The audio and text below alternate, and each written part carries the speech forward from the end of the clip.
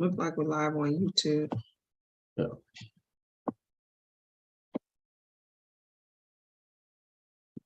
It's now live stream. All right, cool. Hold on.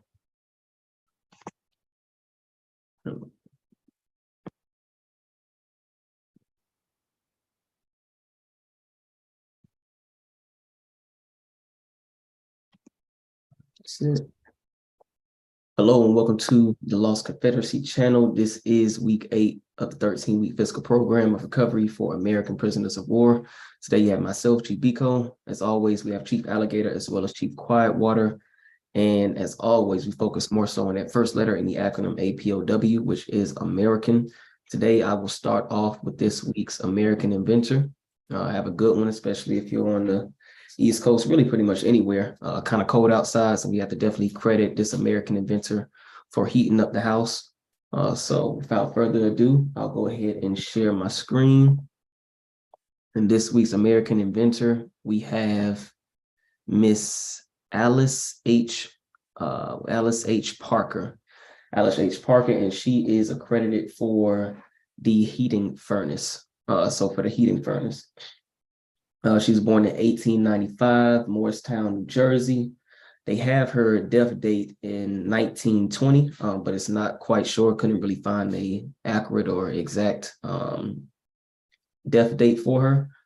But I will go ahead and highlight some of these photos. So again, this is the heating furnace.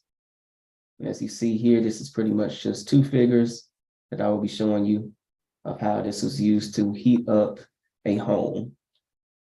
So instead of just relying on a fireplace or anything like that, actually came out and invented something that would actually heat up the entire home here.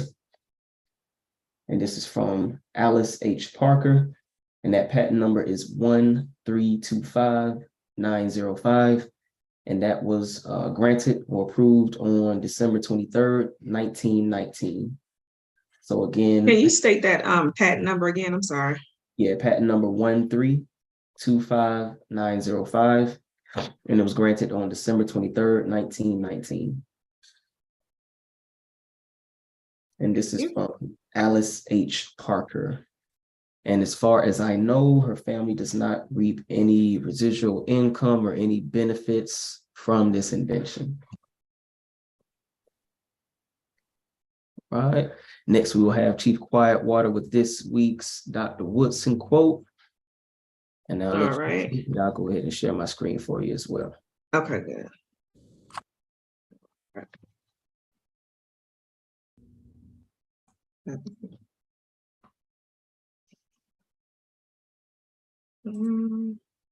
Okay, scroll down to number 5. I think that's the one thank you. So number 5 is real education means to inspire people to live more abundantly, to learn to begin with life as they find it and make it better. But the instruction so far given Negroes in college and universities has worked to the contrary. In most cases, such graduates have merely increased the number of malcontents who offer no program for changing the undesirable conditions about which they complain. One should rely upon protest only when it is supported by a constructive program.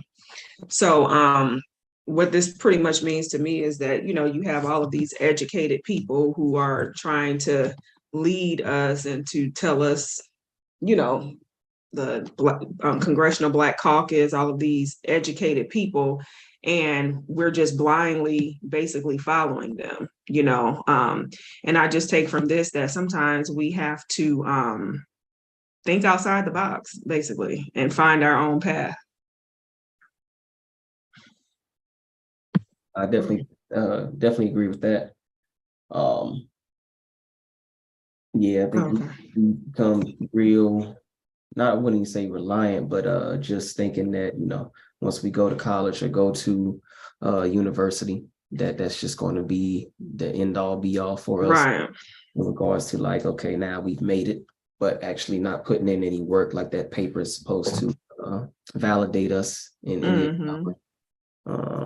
adventures that we want to partake in.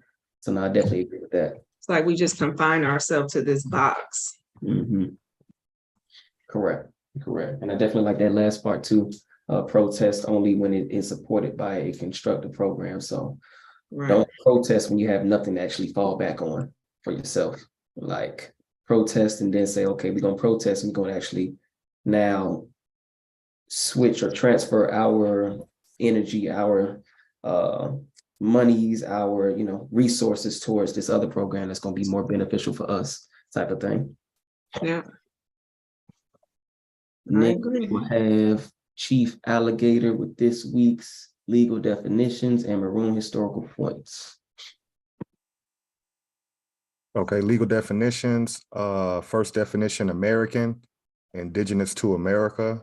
Second definition, descendants, one who follows in the bloodline of an ancestor, either lineally or collaterally. 3, slavery, a situation in which one person has absolute power over the life, fortune, and liberty of another. 4th, prisoner of war, a person, usually a soldier, who is captured by or surrenders to the enemy in wartime. 5th definition, school, any institution at which instruction is given in a particular discipline. 6th definition, education and enlightening experience. And 7th definition, recovery, a return to normal state of health, mind, or strength, the action or process of regaining possession of something stolen or lost.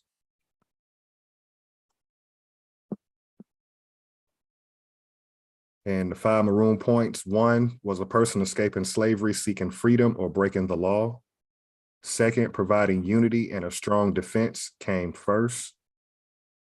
3rd, maroon leaders were first and foremost military figures. 4, maroons established guerrilla warfare, planting sharp sticks and thick grass. 5, maroons knew their enemy's language, defenses, and plans.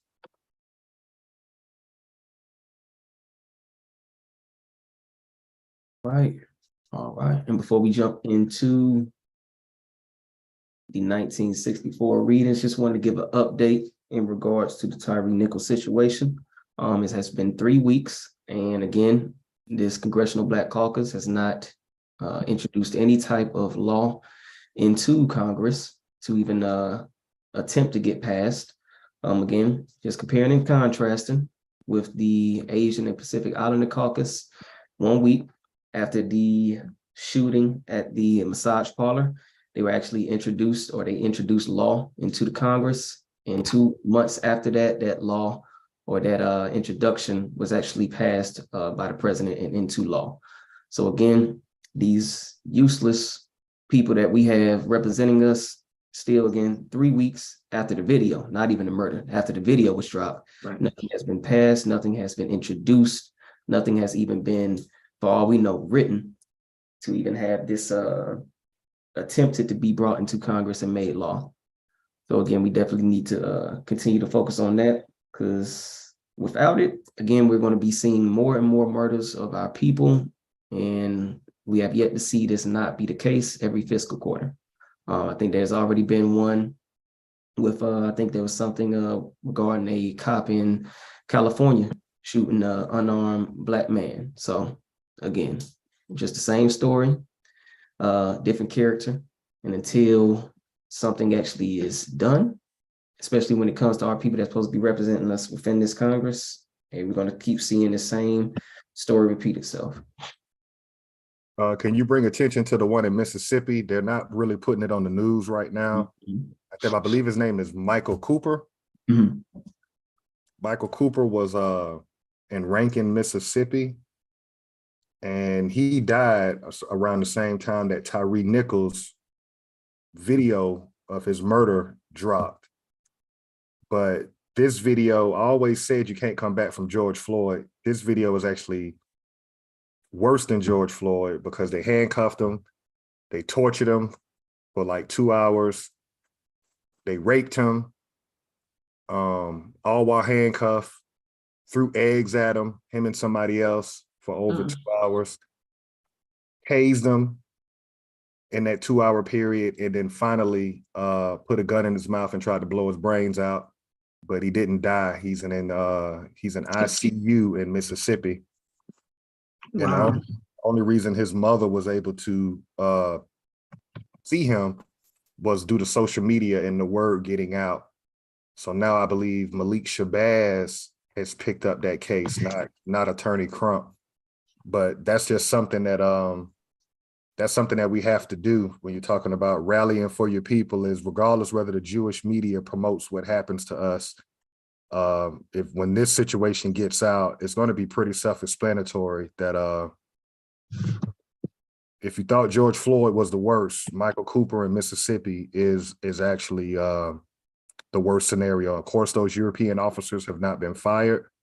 You already know their standard protocol. They're going to get suspended with pay, and they're going to do an internal investigation the same way they did with Martin Luther King, with the FBI, and all the other countless murders. So we're just on the merry-go-round, and until we get sick and tired of being sick and tired, there'll be more torture situations captured on video. And I'll go ahead and just wanted to bring light to him.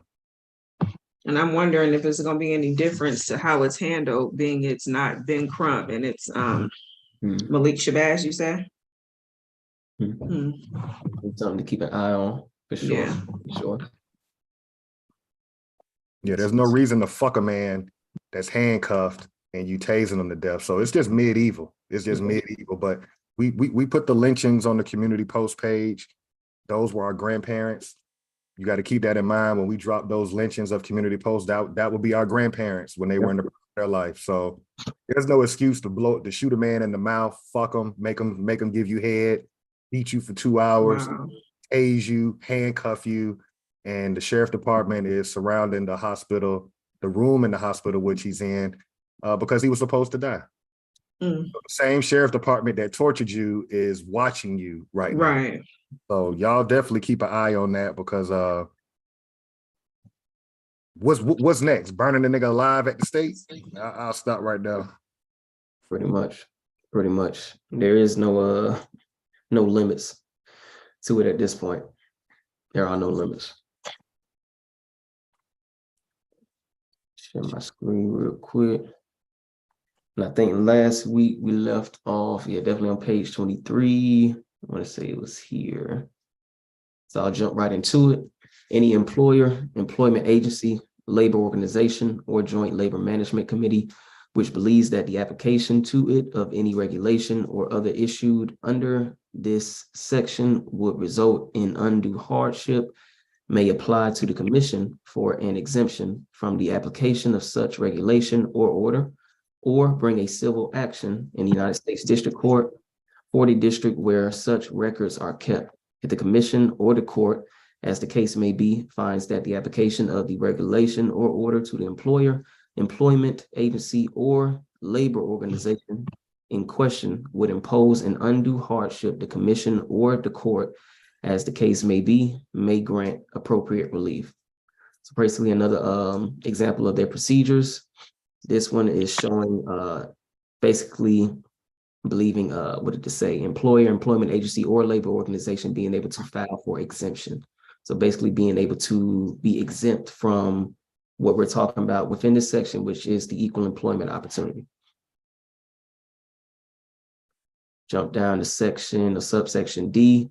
The provisions of subsection C shall not apply to any employer, employment agency, labor organization, or joint labor management committee with respect to matters occurring in any state or political subdivision thereof, which has a fair employment practice law during any period in which such employer, employment agency, labor organization, or joint labor management committee is subject to such law, except that the commission may require such notations on records which such employer, employment agency, labor organization, or joint labor management committee keeps or is required to keep as are necessary because of differences in coverage or methods of enforcement between the state or local law and the provisions in this title, where an employer is required by Executive Order 10925 issued March 6, 1961, or by any other executive order prescribing fair employment practices for government contractors and subcontractors,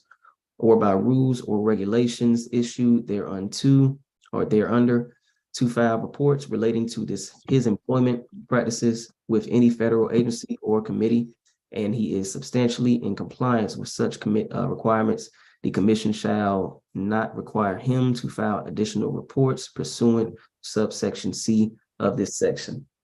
So a lot there, but basically it sounds like they are not able to get any type of exempt status when it comes to any state or federal laws.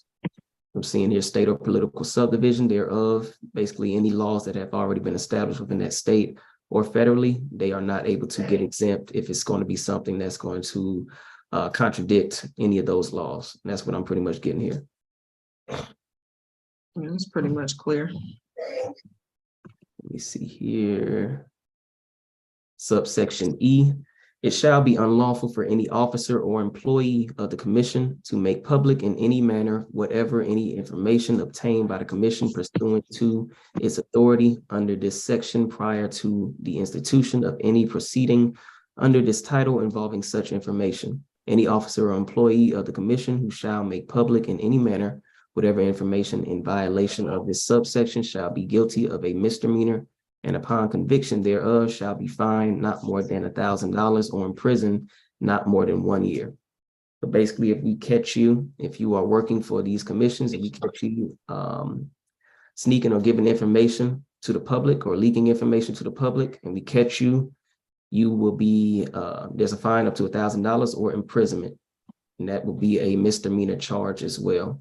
But then again, going back to who are part of or who are the employees of this commission, that will be the question you would have to ask. That's going to be more than likely your Europeans, not the Americans, anything like that. So these are the punishments that will more than likely be for them.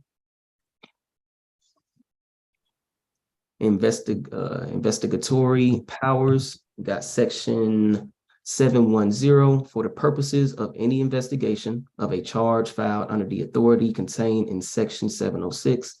The commission shall have authority to examine witnesses under oath and to require the production of documentary evidence relevant or material to the charge under investigation. If the respondent named in a charge filed under section 706 fails or refuses to comply with a demand of the commission for permission to examine or to copy evidence in conformity with the provisions of section 709, or if any person required to comply with the provisions of section 709 or fails or refuses to do so, or if any person fails or refuses to comply with a demand by the commission to give testimony under oath, the United States District Court for the district in which such person is found, resides, or transacts business shall, upon application of the commission, have jurisdiction to issue to such person an order requiring him to comply with the provisions of section 709, or D, or to comply with the demand of the commission, but the attendance of a witness may not be required outside the state where he is found, resides, or transacts business, and the production of evidence may not be required outside the state where such evidence is kept. So again, some more procedures here, but it sounds to me that, what is it saying here? That basically if you are in that state, and if you are pretty much conducting any business, because again, we're still talking about the equal employment opportunity, if you're conducting any business within that state, you will be sworn under oath to comply with any of the actions that are trying to be transacted by the commission here. But if you are out of state and these offenses are done out of another state, you won't be required to pretty much be in attendance. That's what I'm seeing here, as far as whether it be a witness or anything other than that. Yeah, they're kind of giving judicial powers like it's its own little kangaroo court. And if you don't want to comply with the commission, they can submit a request to the federal district court that you fall under in that section. So yeah, they're giving them powers kind of like a kangaroo court. Got you. Subsection C, within 20 days after the service upon any person charged under section 706 of a demand by the commission for the production of documentary evidence or for permission to examine or to copy evidence in conformity with the provisions of section 709, such person may file in the District Court of the United States for the judicial district in which he resides, is found, or transacts business, and serve upon the commission a petition for an order of such court modifying or setting aside such demand. The time allowed for compliance with the demand in whole or in part as deemed proper and ordered by the court shall not run during the pendency of such petition in the court. Such petition shall specify each ground upon which the petitioner relies in seeking such relief and may be based upon any failure of such demand to comply with the provisions of this title or with the limitations generally applicable to compulsory process or upon any constitutional or other legal right or privilege of such person. No objection which is not raised by such a petition may be urged in the defense to a proceeding initiated by the commission under subsection B for enforcement of such a demand unless such proceeding is commenced by the commission prior to the expiration of the 20-day period, or unless the court determines that the defendant could not reasonably have been aware of the availability of such ground of objection. So again, more procedures, giving them a 20-day period to pretty much abide by or petition to show up to these courts. Or to the commission. And then if 20 days expires, you can go over the commission and go to the federal district court in your jurisdiction. Gotcha. Gotcha. This last section here, in any proceeding brought by the commission under subsection B, except as provided in subsection C of this section, the defendant may petition the court for an order modifying or setting aside the demand of the commission. So the federal district court supersedes the commission, basically. Makes sense. Makes sense. The hierarchy. We have here notices to be posted. Section 711. Every employer, employment agency, and labor organization, as the case may be, shall post and keep posted in conspicuous places upon its premises where notices of employees, applicants for employment, and members are customarily posted a notice to be prepared or approved by the commission, setting forth excerpts from or summaries of the pertinent provisions of this title and information pertinent to the filing of a complaint. So basically, when you're walking in these buildings that are non-exempt from the equal employment opportunity, they have to have these pretty much the most pertinent or most important information posted visibly for the employer, for the employees, for anybody trying to become an employee. Basically, they still have that today too. When you go into the break room, you know, they have to have those posters on the wall and things like that. Great example, great example. And that's basically just for easy visibility. And I'm guessing for any time the commission needs to just have random checkups, they'll be able to see that. B, a willful violation of this section shall be punishable by a fine not more than $100 for each separate offense. Veterans preference, section 712, nothing contained in this title shall be construed to repeal or modify any federal, state, territorial, or local law creating special rights or preferences for veterans. Rules and regulations, section 713, the commission shall have authority from time to time to issue, amend, or rescind suitable procedural regulations to carry out the provisions of this title. Regulations issued under this section shall be in conformity with the standards and limitations of the Administrative Procedure Act.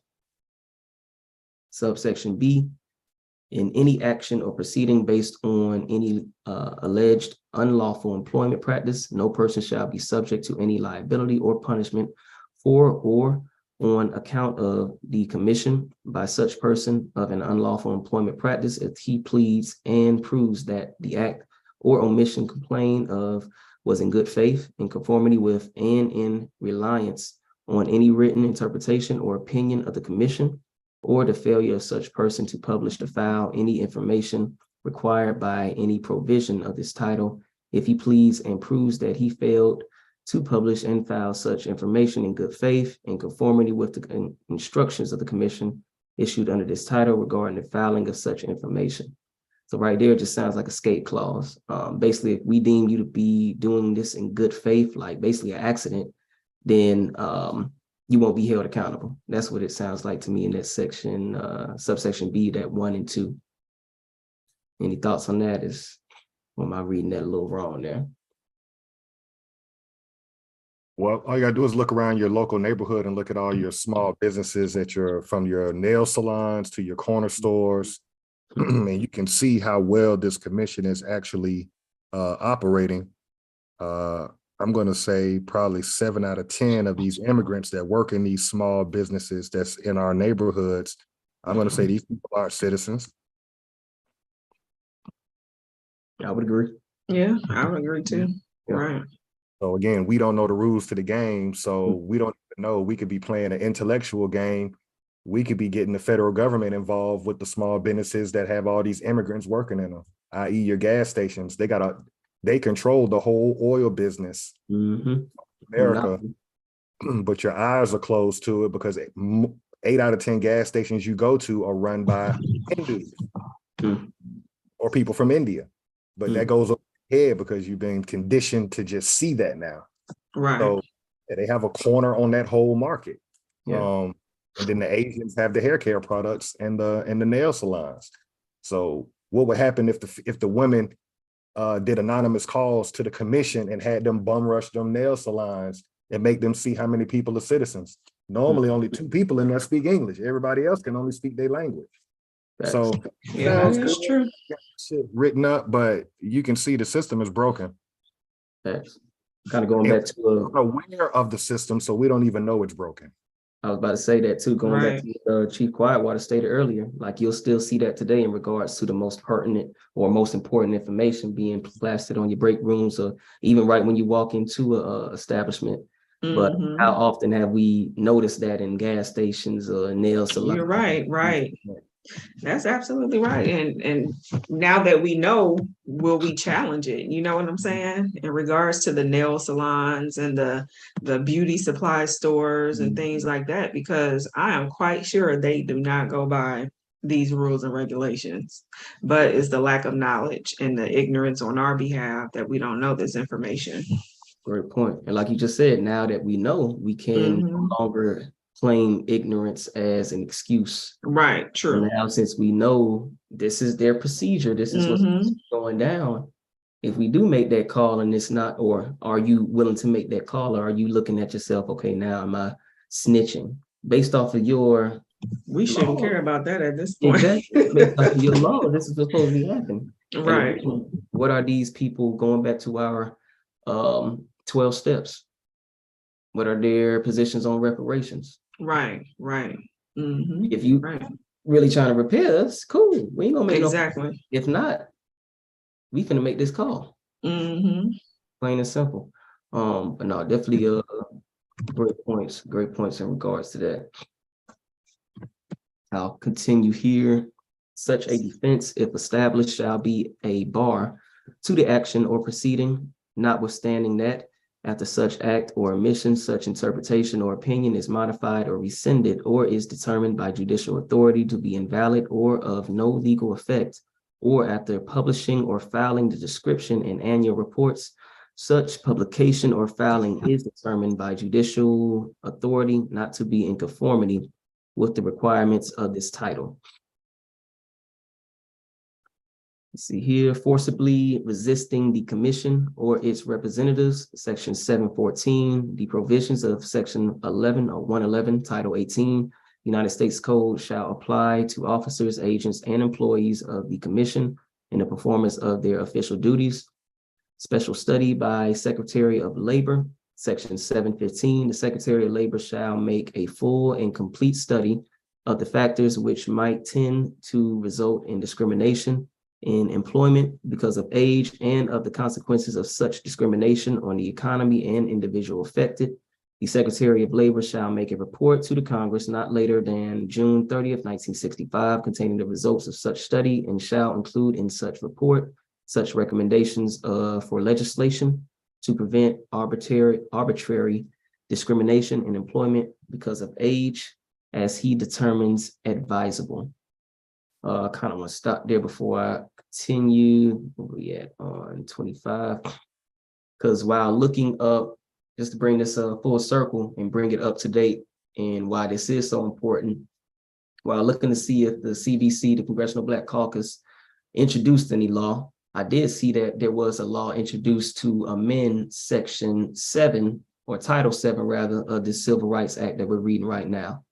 So just to kind of bring it full circle, everything that we've been reading from Title VII, which I believe this is exactly it, which is equal employment opportunity, they are trying to amend. So going back to what Chief Alligator stated, Chief Quietwater stated, how many of these local businesses ran by non-Americans are actually following any of these equal employment opportunities or are even citizens, and now they're trying to amend this whole title. But let me just double check that. Yeah, Title VII, equal employment opportunity. So this is what they amended. Perfect timing. They introduced this last week. With this week, I want to say it might have been on Valentine's Day. And I'll pull it up just so everybody can see it, because we like to provide the proof. But yeah, they're trying to amend Title VII of the 1964 Civil Rights Act. So we're doing this for a reason. Like, we didn't, before me looking into, if anything was introduced from our representatives that's supposed to be representing us in this government, I wouldn't have known that they were trying to amend this whole section. And as you can see, this is from page 13, and pretty much probably it's going to continue to the end of this actual act. Because we're on page 25 now, and I haven't seen the Title VIII or anything like that. So all of this that we have been reading is a part of Title VII. So just keeping in mind and how important it is to know these rules to the game, because we obviously see that they're trying to switch it up, and it's for good reason. So you can't make. Does it specifically say what they're trying to amend, or the language? Really? Wow. I think it's the whole title, but I'll definitely double check that. If anybody wants to pick up here on the effective date, I'll definitely look at, because this is Title VIII here. So okay, I can pick it up. Everything. Okay. Let me make one statement on what you just read, because what it shows is where we are as a group of people. We should know this by heart, like the back of our hand. We should all know Title VII of the 1964 Civil Rights Act, because this document, even though it did not specifically cite to the Negro, Black, or colored that was under Jim Crow laws in the South via the states, this document is what gives the world access to be U.S. citizens. So this is just a litmus test or a barometer for us as a group of people. Most people do not know what Title VII is, let alone what the 1964 Civil Rights Act. What titles do we stand on today? Equal opportunity, the voting rights, all of this comes under this document, and 9 out of 10 of us have no clue. So this is another reason why we fail. These documents should be just as important as that Bible. The same way you get indoctrinated with that Bible at an early age, we should be getting indoctrinated about the history of this government and when did it include us, because this really exposes the lie. If the story goes in school that you were freed in 1865 and you became citizens, what the fuck was the purpose of the 1964 Civil Rights Act then? Right. The lie ain't adding up. Right. Okay, section 716, this title shall become effective 1 year after the date of its enactment, notwithstanding subsection A, sections of this title other than section 703, 704, 706, and 707 shall become effective immediately. C, the president shall, as soon as feasible after the enactment of this title, convene one or more conferences for the purpose of enabling the leaders of groups whose members will be affected by this title to become familiar with the rights afforded and obligations imposed by its provisions, and for the purpose of making plans which will result in the fair and effective administration of this title when all of its provisions become effective.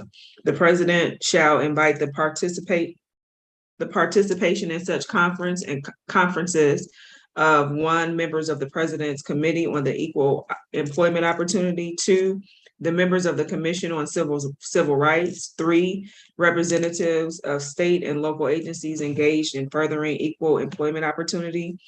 4, representatives of private agencies engaged in furthering equal employment opportunity. And 5, representatives of employers, labor organizations, and employment agencies who will be subject to this title.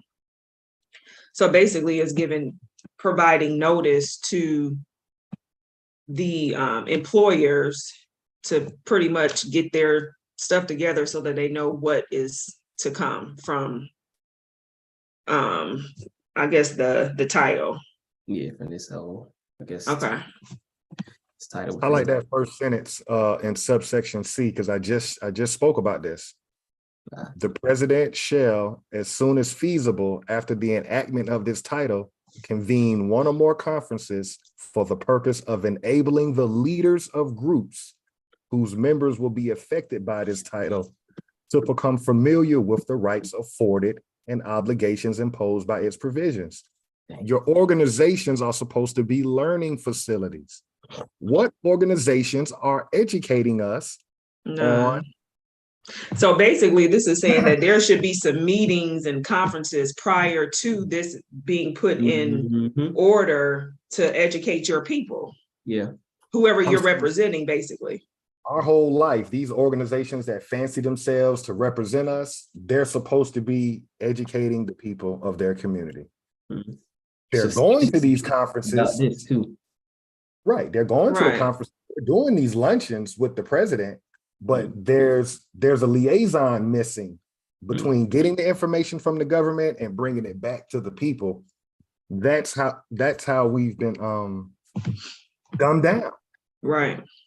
I'm just curious, if you pose a question in the chat or for anybody watching this video, when have you ever read the 1964 Civil Rights Act? Prior to this, you were Jim Crow. We give a damn about your status. We give a damn whether you got an ID that say Moorish or Indian or Cherokee. If you were a person of color, you could not go in European establishments under Jim Crow. How many people have this document and have read it? It is directly linked to your less military occupation under this government.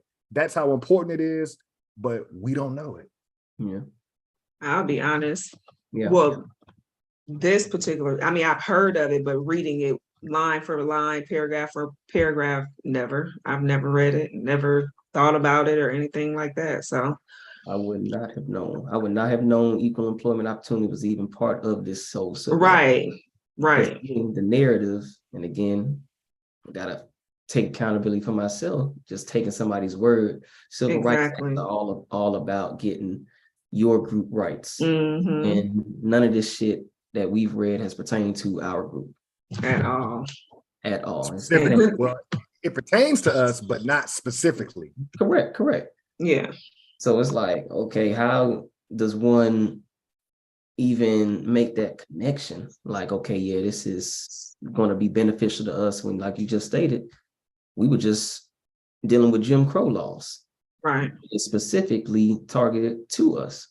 If I'm reading this, I'm like, this ain't got shit to do with us. Yeah, I'm seeing all of these entities, persons, race, national origin, persons, race, and national origin wasn't getting their ass beat, wasn't getting their ass killed, wasn't getting their ass told that they couldn't eat in certain establishments. But the Negro and the colored was. So I'm looking at this, I'm like, yeah, y'all need to take this shit back to the drawing board, because if this is supposed to stop that, y'all niggas trying to make a damn escape clause, because this has nothing to do with that. Every document we read definitely had a back door to it for them to escape. And I did pull up, I did find that that actual introduction that's supposed to be amending this. So before we jump into Title VIII, I did want to kind of pull that up. I dropped it in the chat too for you to post for the viewers as well. Okay. I want to have these links. So you asked, what portion or part were they trying to amend?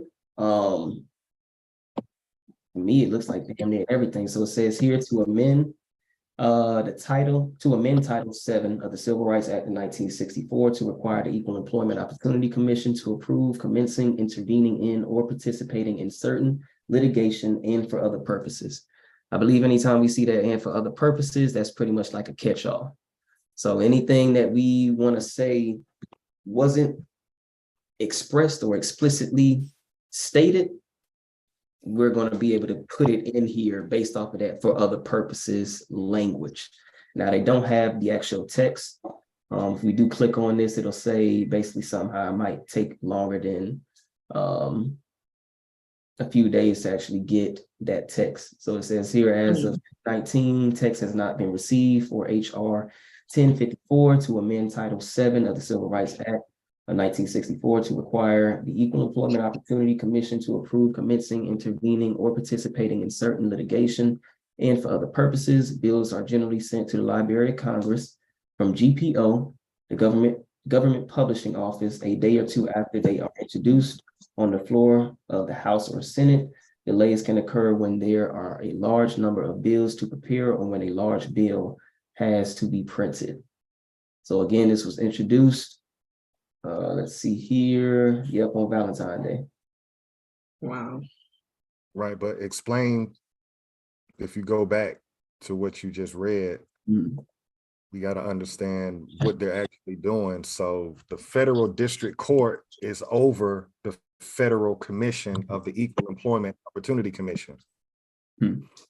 Based on what you just read, this amendment is trying to give that commission certain access when it goes over their head to the federal district court. Because you're saying to amend Title VII of the Civil Rights Act of 1964 to require the Equal Employment Opportunity Commission to approve commencing, intervening in, or participating in certain litigation. Certain litigation they can't participate in because it's at the federal district court level.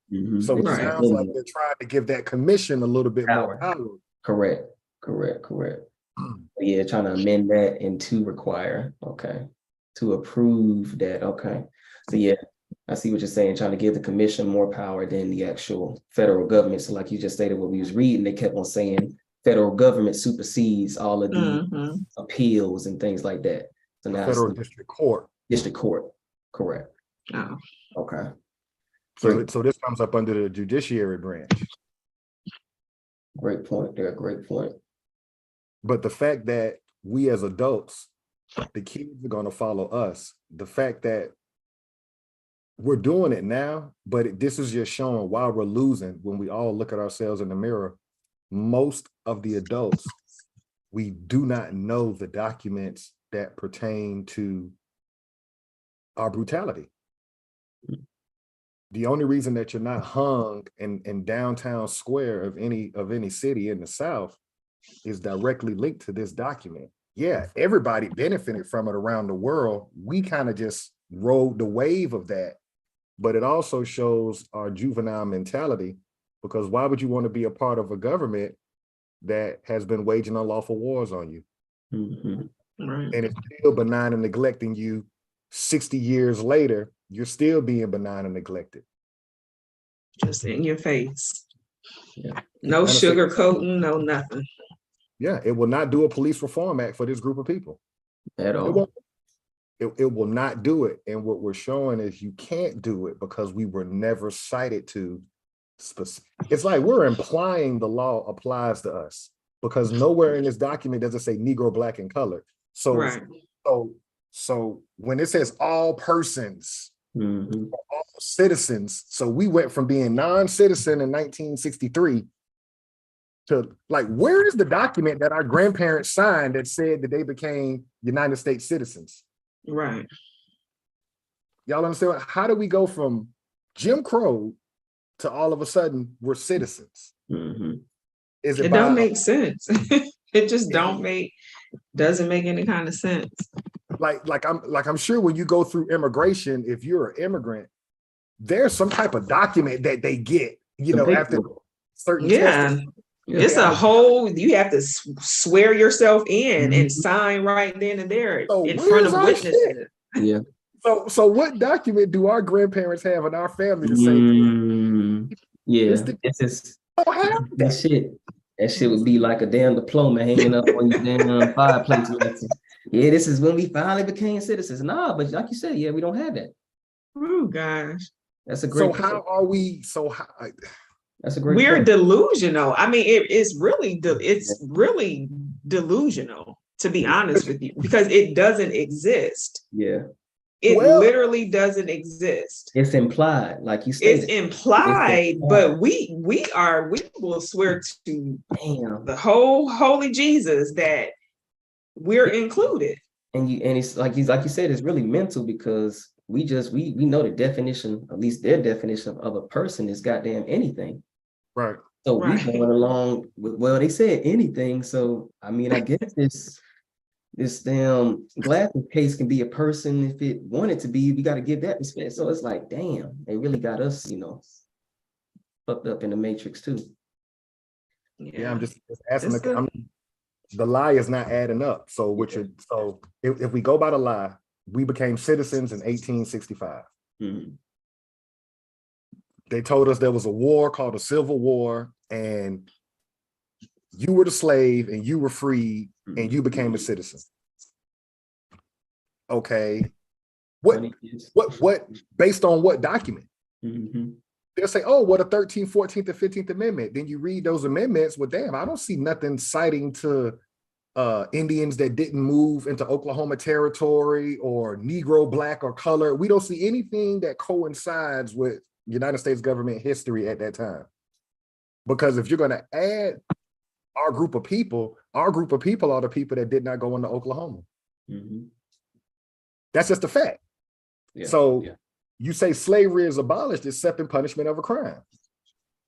right. Slavery is abolished except in punishment of a crime. You didn't abolish slavery. Facts. All you did was move it to the criminal system. Mhm. Yeah, it's okay to be enslaved if you punished for a crime. Then you make laws called Jim Crow laws, where if you break them, now you're what? You're breaking the law. So now you can become said slave.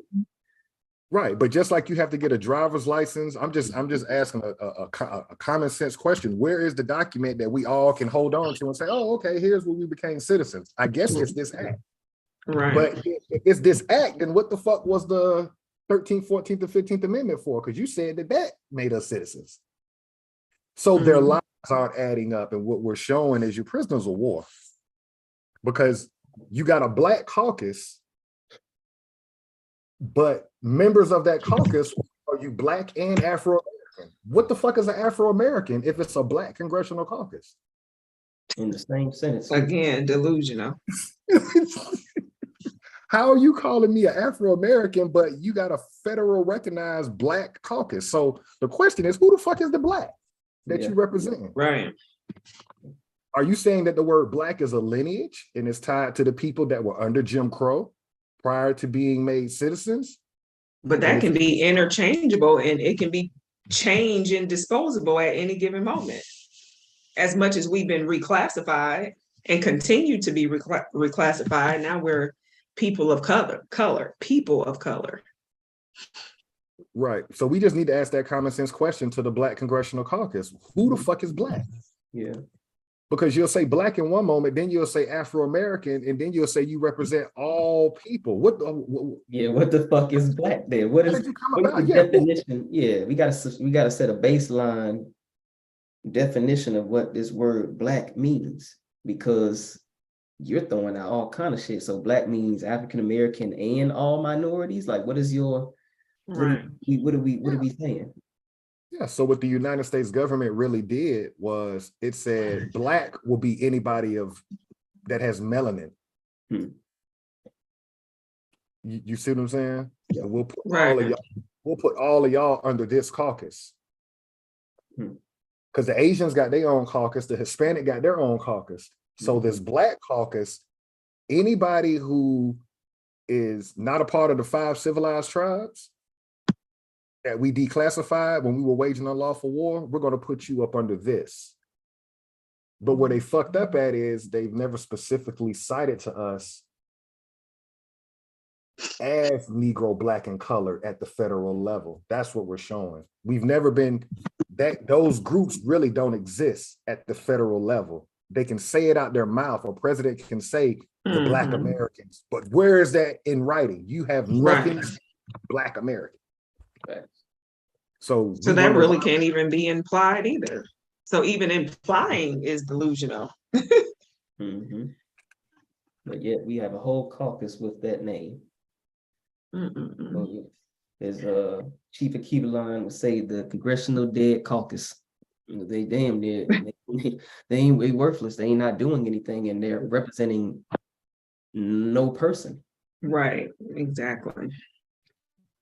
Underneath this government. Okay, so I'll start on Title VIII, registration and voting statistics.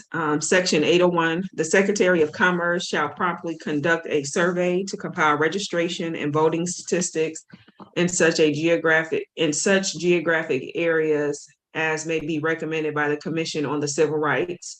Such a survey and compilation shall, to the extent recommended by the Commission on Civil Rights, only include a count of persons of voting age by race, color, and national origin, and determination of the extent to which such persons are registered to vote and have voted in any statewide primary or general election in which the members of the United States House of Representatives are nominated or elected since January 1, 1960.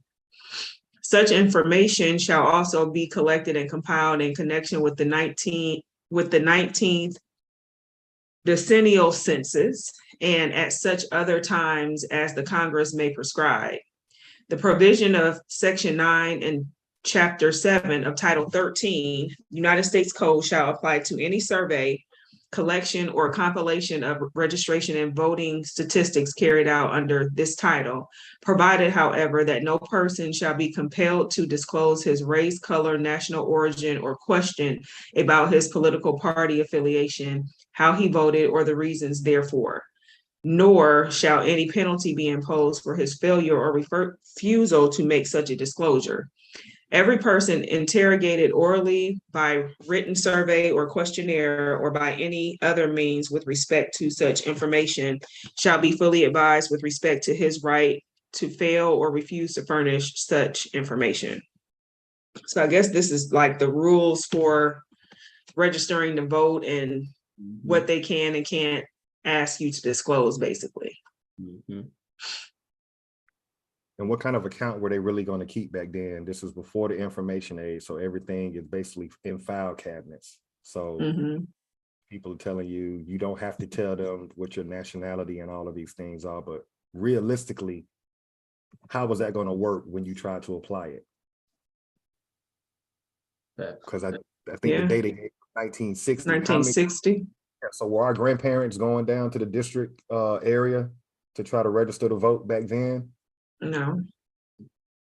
You know, and it's interesting when I think back with my grandparents, the only thing they really said about Europeans is don't trust them. Like when I think back to that generation, they didn't fuck with them. I'm learning more now about why they didn't when you look at Jim Crow and all this and that. But yeah, it's that generation, they pretty much had nothing to do with them. So were they really going down there trying to be a part of this, or was it the kids, which would be my parents' generation? I think that's where the transition took place, is the generation before us, our parents, like you said, wanting to be included more. Because why would our grandparents want to be a part of it? They've seen the horrors and shit like that. And that's a common theme, or something that's continues to be reiterated to this day. Go after the kids. Yeah. Go after the children. We know the adults are the lost cause. So we even see it now with this whole, gay agenda. Go after the kids. Everything you see now in these children movies and children films has something to do with some type of has to have some type of gay character in it. And we look back into, what was it, the 40 Acres and a Mule, when we was reading that document in general servant. What do he say? Make sure you get the youthful and able-bodied. And we have to persuade them to enlist into our armed services in their youth. So it's like we're seeing the common trend, and yeah, this would be, like you said, our parents go ahead and make sure that they're the ones we can get indoctrinated into this system. Right. And it really is, it's almost like a barometer test by the government, because every time that they tell us to move forward, my generation and your generation, Chief Biko, it's almost like a litmus test to see, have we disconnected the history from what happened to their grandparents? See, every time that we want to just move forward, we have to remember that when we show these lynching images, that's your grandparent. Right. Yeah. Our grandparents was in their 20s and 30s in the 1960s. So what we're really saying is fuck our grandparents. That's old history. You know what I'm saying? Well, we're willing to just move forward and just say, hey, we're just all, you know, one big happy family. Let's bring the immigrants in on it. But when you go strictly by your family and your bloodline, it's very clear who would be Black under the Black caucus. If your family, if your grandparents weren't on this land, this don't pertain. That's going to take about 90% of immigrants. 90% of your Jamaicans, Haitians, Bahamians, most of them people came after the 1970s. After this was established. Yeah, sure. I think that's the disconnect when we're looking at lynching or we're looking at Ku Klux Klan. It's like a disconnect with us. We're not realizing that's our grandparents. Damn, that's a great point. Yeah, it wasn't that far that long ago. Not at all. They've been able to compartmentalize each generation. Exactly. This is where your history starts. 32 or 20 to 30-year-old. This is where your history starts. 40 to 50-year-old. This is where your history starts. You see what I'm saying? So they've been able to compartmentalize it and then come with different attacks for each group, each set. Right. Yeah.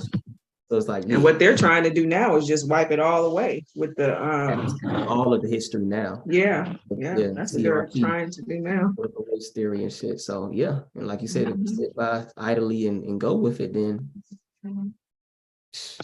game over. Yeah. We're going along because we don't know this. As simple as it sounds, we don't. So shout out to everybody that's doing this, because this is how they're able to run game. You don't know your history, so we can tell you anything. We could even be having a gay discussion or an immigrant discussion, because if we knew history, we'd say, okay, we can just do a test. How many people's grandparents were on this land during the Civil Rights era? You'd be surprised how many melanated immigrants would just automatically separate themselves. Right. So this ain't got nothing to do with you. Seniority matters. We were here before whatever kind of discrimination that y'all are talking about. Our claim supersedes that. But like you said, we're not taught in school. It's a military brain operation. Are we gonna finish this section that you're reading, Chief Quietwater? Sure. I think she finished what, 8? Yeah. Then we on 9. Okay. We coming up on the hour. Do you want to hit them with Article 1, Section 10 about the money? Just to always drill home with those images, just to remind people that. Yeah, we can. That's fine. It's all mental at this point. We have faith in something that has no money and has never specifically included you. And thanks to everybody in the chat tonight. Thanks for joining in. For sure. We getting through it, y'all, but we're seeing the importance of knowing this information. Like, we literally just showed something that happened this week that is exactly what we're reading about, like them trying to amend a specific title that we literally just got through reading today. So we're seeing we need to know this information. We need to all know this information because it's pertaining to us some way or another. Like we all stated, like our grandparents was going through Jim Crow. They were the ones getting lynched, beat, killed. And now it just seems like we're compartmentalized again with these different, each generation. And it's a new threat, but again, holistically, we're the ones that's actually being warred upon. Yeah. Yep. Check Check the messages out, Chief Biko, within the Zoom. And when we're bringing up this Congressional Black Caucus and the Tyree Nichols case, all we're really trying to show y'all is we get it. We all know that Black is not a thing. That we get that. So anybody who's rocking with us or doing this study with us, we understand that. But what we're exposing now is once enough of us understand that Black is not a thing, now you got to look at your Black Congressional Caucus and realize it cannot do anything for you. That's the only reason why we're keeping track of, hey, it's been 3 weeks, right? So y'all can promote the video dropping 3 Fridays ago. The world stopped to watch this man get beat to death. But you motherfuckers are so sorry in the Congressional Black Caucus, you can't even type up legislation and present it in the House to get voted on. You're supposed to, when I say you're, I'm talking about us, the people that are grown adults that have kids or grown adults. They have such little respect for our understanding of the government that once you saw that State of the Union, once you saw that murder, you were supposed to feel like, well, Joe Biden's at least made the family stand up for 15 seconds. That's better than nothing. But they never entered anything to change law for people who look like you. And we're saying that that's a problem because that means that the police can continue to wage unlawful war against us. That's the only reason why we bring it to your attention. That means there's going to be another murder that's going to be aired, and we're just exposing the dog and pony show. If you've ever been through a court process, you're going to have the document saved on a jump drive. It's called a template. So you can always go back to it and you can just add different language to it and submit it for a different situation. The fact that these people can't even file anything for us means there's not even a template where they've done anything for us. So we're really just exposing the hypocrisy of the Congressional Black Caucus, which is the oldest and the largest caucus. So you've been in business longer than the Asian and the Latino caucus, and you the sorriest, and you got the most members. It's the only damn thing they made statements on was, again, let's just go ahead and look through this and read the damn press statement. Thank you, President Biden. The family of Tyree Nichols and the CBC asked President Biden to use the State of the Union to speak to the nation and to call for passage of meaningful public safety and accountability reforms for all communities. First mistake. Who the fuck is being targeted? All communities wasn't being killed in the time. Right. It was our community, the American. And he met the moment. Again, the standard is so fucking low for this group, it don't make no damn sense. Just for you to speak upon it, we gonna applaud you and say thank you, Master. Like, come on, y'all. President Biden elevated Tyree Nichols' story and tapped into the spirit of all Americans who are calling for accountability, transparency, and standards in policing. The CBC agrees with the president that public safety depends on public trust. When the trust is violated, they must be held accountable. And we're encouraged that many of our Republican colleagues expressed their support, including Speaker McCarthy. The CBC will continue to build broad support and call on our colleagues in both parties and the House to support House and Senate to work together, as the president suggested, to craft meaningful legislative solutions that will save lives and protect all of our communities. Craft meaningful and legislative solutions, that's supposed to be y'all fucking job. Right. Oh, the Congressional Black Caucus. The Asian and Pacific Islander Caucus didn't say we need to get everybody together so we can write this law to protect us. They said, nah, we already got this law. Is it? Now get this shit passed. Not knowing, let's all brainstorm and think tank. Why would we think tank when our people ain't the ones getting killed? We don't give a fuck about y'all coming up with shit. Y'all do the shit. It's affecting you. Why are we putting our brain power and our energy? They shouldn't help these niggas. Write your own laws. It's supposed to be for you. Like, it don't make no damn sense. And this is February 9th. Go back to that second Second paragraph. sentence. Wait. Go down to that last sentence in that second paragraph where it says the CBC agrees with the president that public safety depends on public trust. What we're trying to show y'all is it's our consent. See, everything is based off our belief or your trust. How do you trust the government? How do you trust the government that lynched your grandparents? Okay. So you got to trust that this government that has killed you, jimcrowed you, redlined you, did all of these things to you, you got to have trust in that. When that trust is violated, they must be held accountable, and we're encouraged that many of our Republican colleagues express their support. Motherfucker can tell you anything. What we're saying is you haven't written anything. What did you just say earlier? Our grandparents didn't trust them. Right. So that's what we have to, that's all we're pointing out is the longer that we sit idly by, it shows by doing nothing at all, that shows that we have trust in this same government that is killing you. Mm-hmm. So they've got it down to a science where it's like lights, camera, action. And I guess I'm old enough to remember when our parents told us, get from in front of that TV. Yeah. So it's like now everything's just an action take. It's like, hey, we're going to do a State of the Union, fly the family up here, make them stand up for 15 seconds, acknowledge them. We're going to talk about everything else. And that ought to satisfy these niggas. And we're cool with it. What is it this week? Is it the NBA All-Star?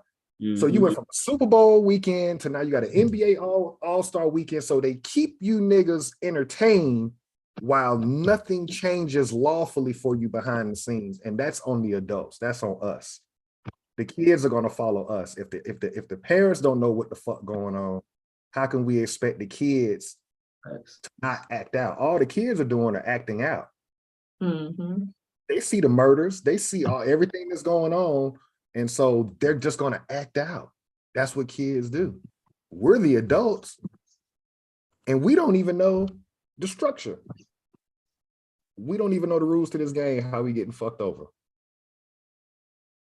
These people's phones should be blowing up every day from that time that they aired that video on Friday of Tyree Nichols. That Monday, their phone should be blowing up. Black Congressional Caucus phone should be blowing up when y'all filing something in the House. Mm-hmm. Exactly.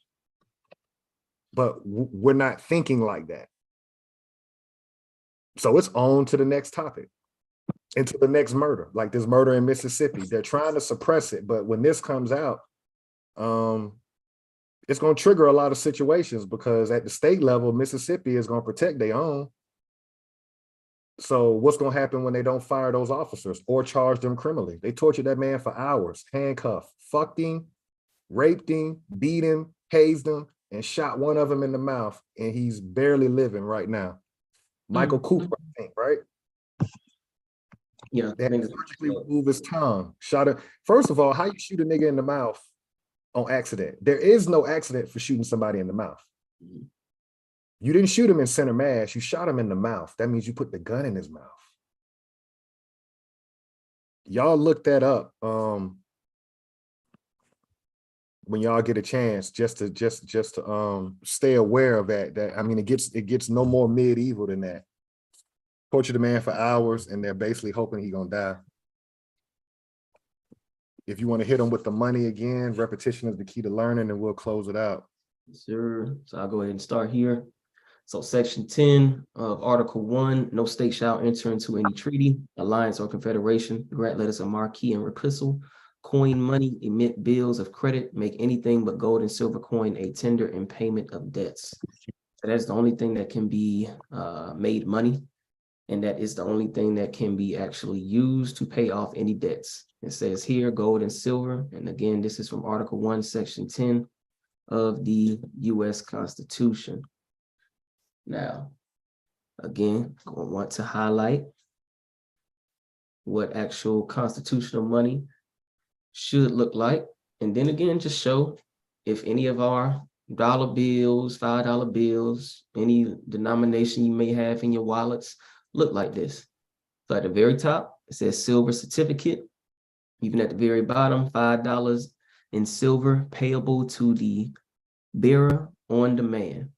I believe this is either 34 or 54 as far as the series. Looks like 34. 34. Mhm. So 1934, this is what a $5 bill looks like.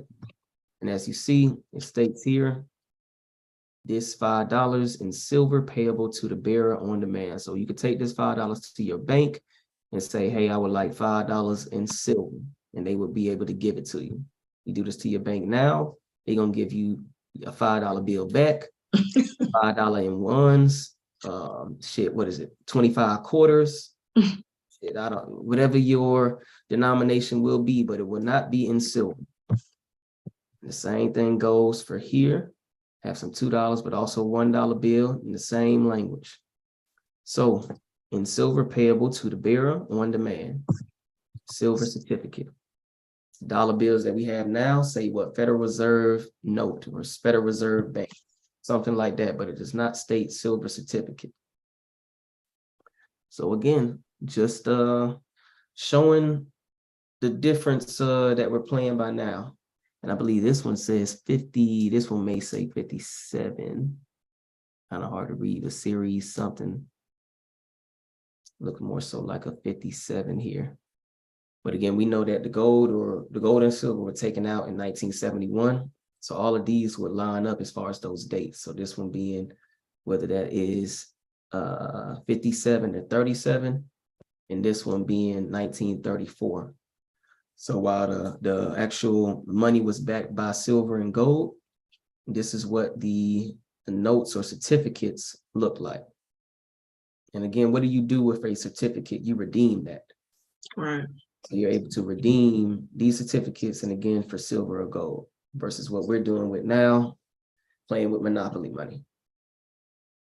So again, just asking the question again, why are we dealing with this system? Why are we still having trust as this Congressional Black Caucus states when they won't even abide by their own system when it comes to their money? So why the hell are we having trust in this system when they don't even abide by their own rules? Their own, right.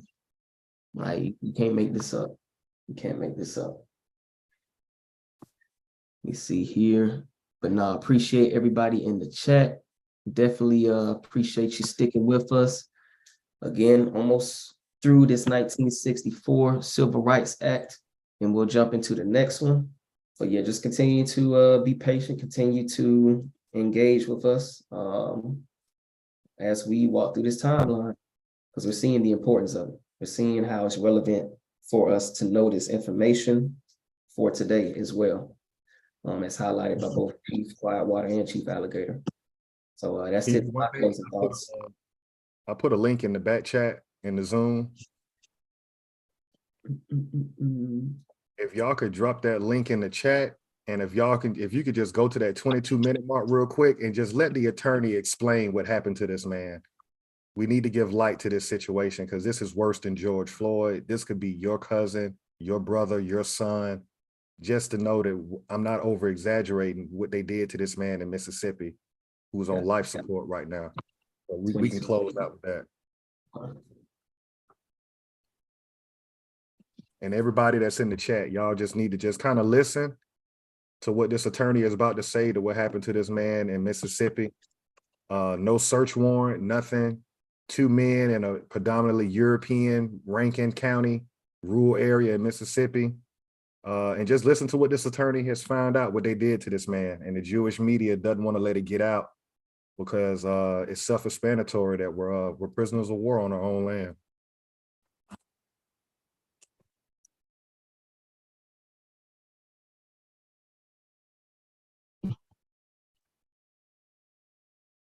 Were you able to drop that there, Chief Quietwater? Oh, you want me to do it? So I put it in, I pinned it to the live, okay. Yes.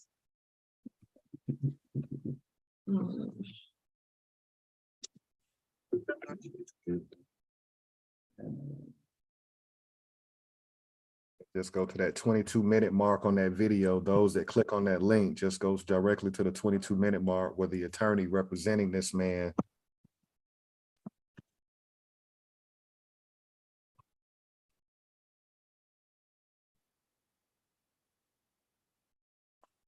Did you want me to do it, Chief Vico? I'm sorry. Or are you doing it? To drop it in the chat?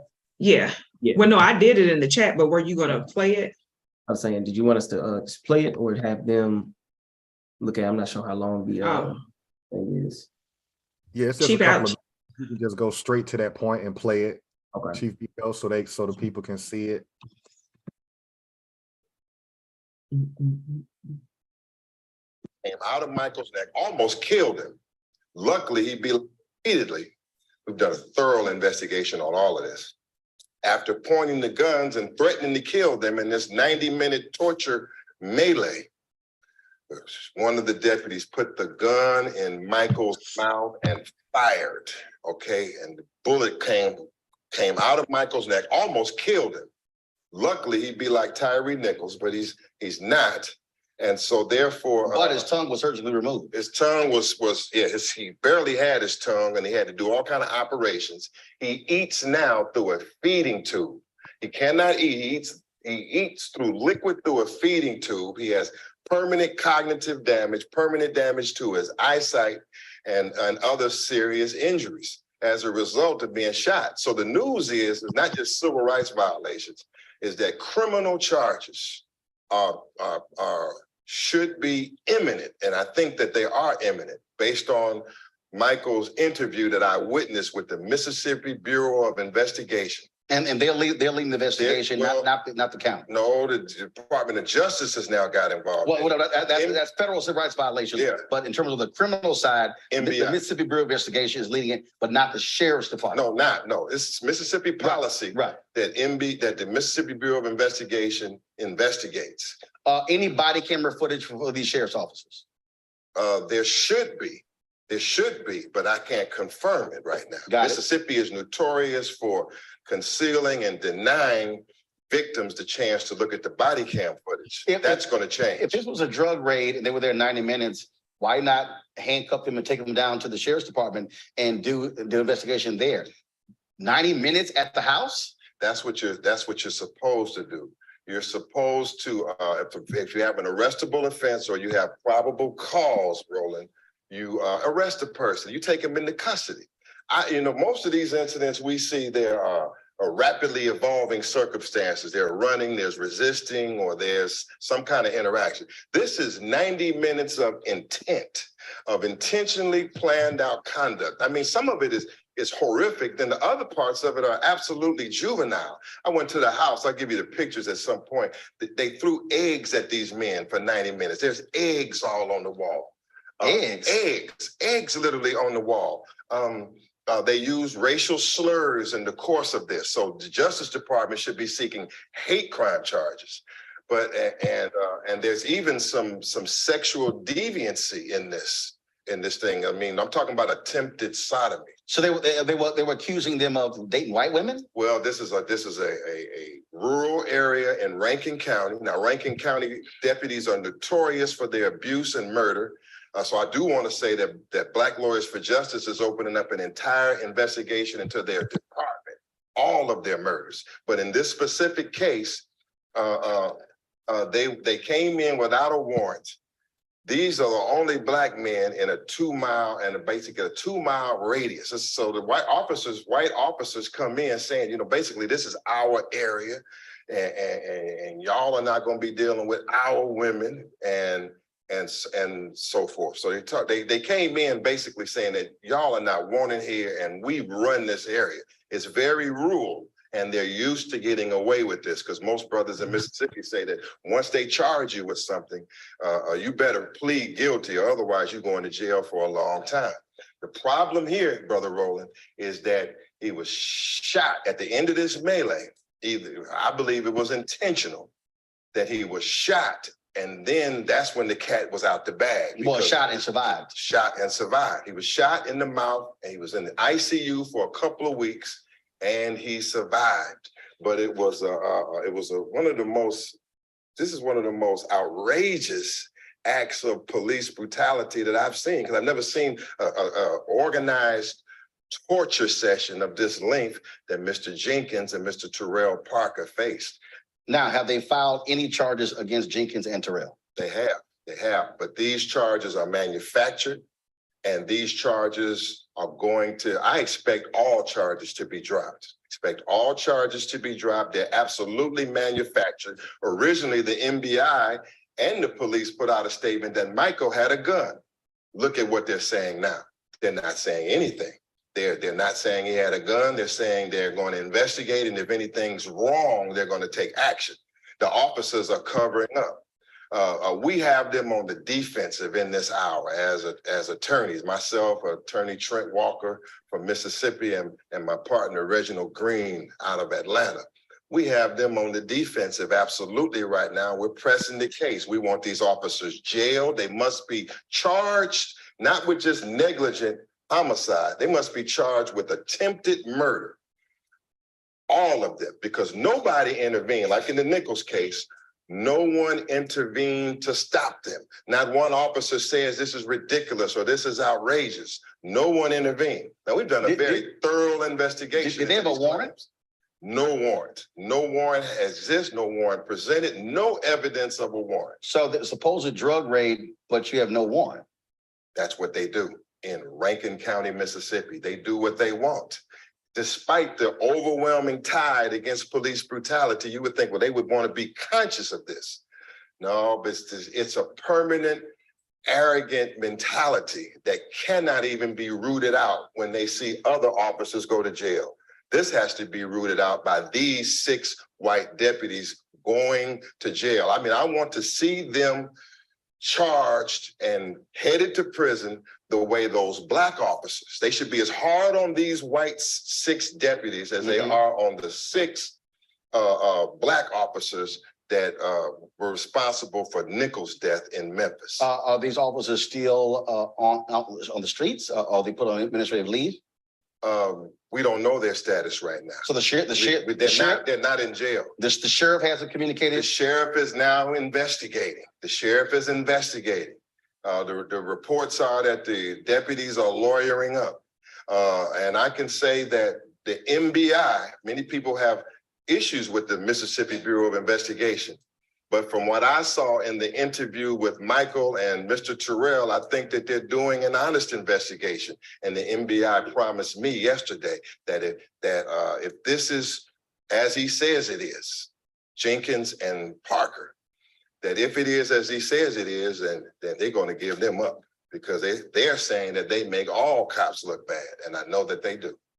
The family has started a GoFundMe because they have legal fees, they have medical expenses as well, correct? GoFundMe, yes. GoFundMe is Michael Corey Jenkins on GoFundMe. Michael Corey Jenkins. Do y'all have it there? Go ahead and pull it up. On GoFundMe. Michael Corey Jenkins on Chief Biko. So we just want to close out on this, because what you hear right now is an American attorney talking to a member of the quote unquote Black media. And what you hear is a lot of bullshit excuses about why we're prisoners of war on the land. You just heard that lawyer say that they do what they want in Mississippi.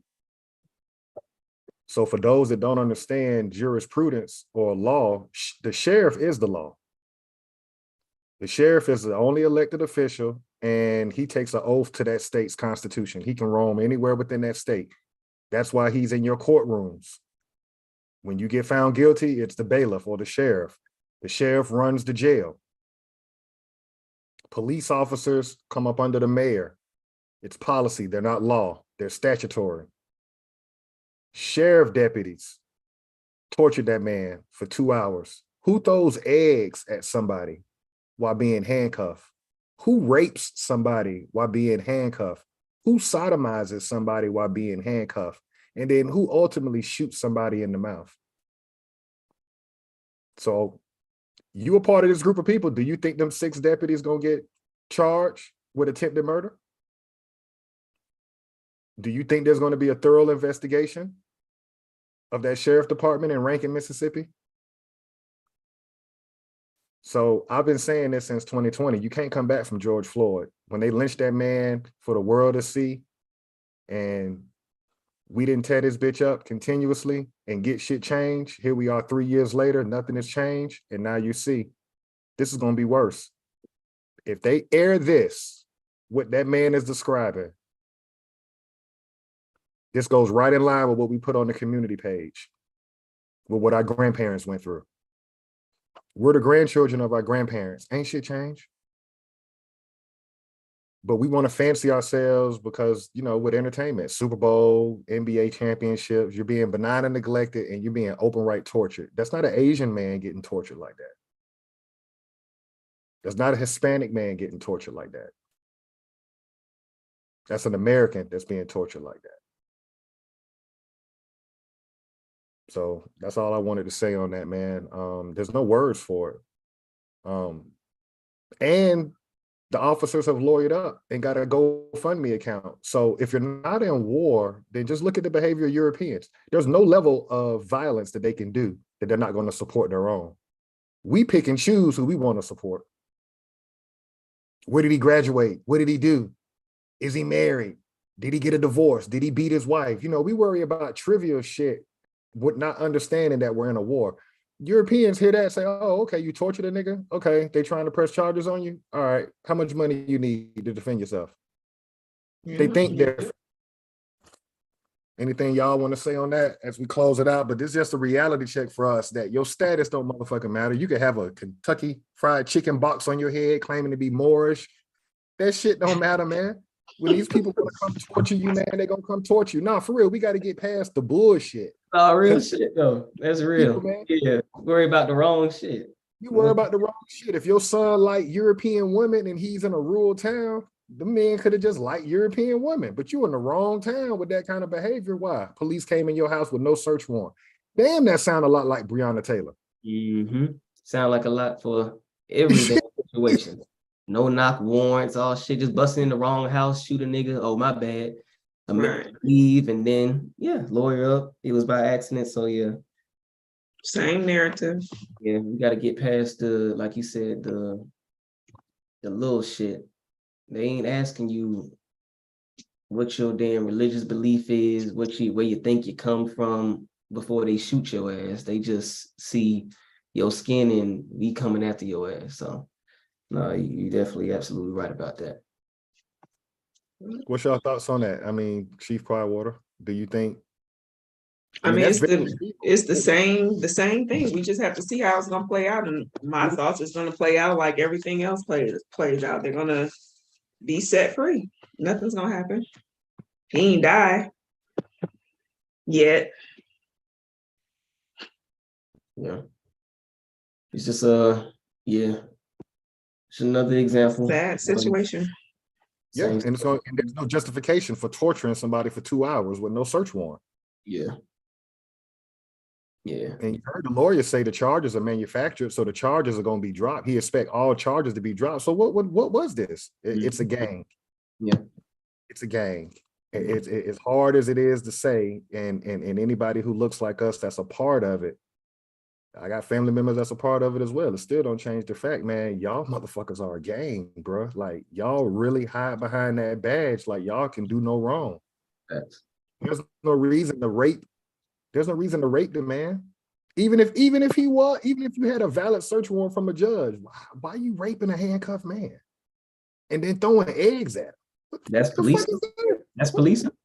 Throwing eggs and raping niggas now? That's very like shit. How we get to this point? Yeah. This on some Pulp Fiction type shit. Yeah, this is like real shit, like you said. Yeah. This is Pulp Fiction. God damn. This nigga to the basement. Like they said, I'm just reading something. They waterboarded his ass. What that mean? You put a cloth over a nigga face and pour water.